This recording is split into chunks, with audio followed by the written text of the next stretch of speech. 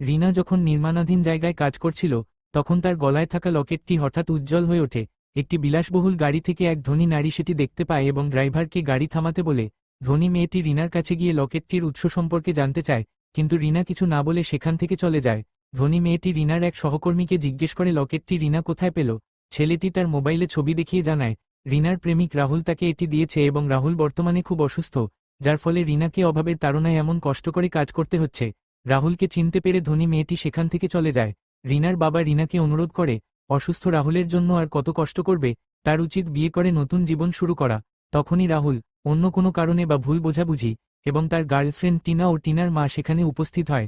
টিনার মা রিনাকে প্রলোভন দেখায় যেন সে অন্য কাউকে বিয়ে করে নেয়, বিনিময়ে তাকে অনেক টাকা দেওয়া হবে।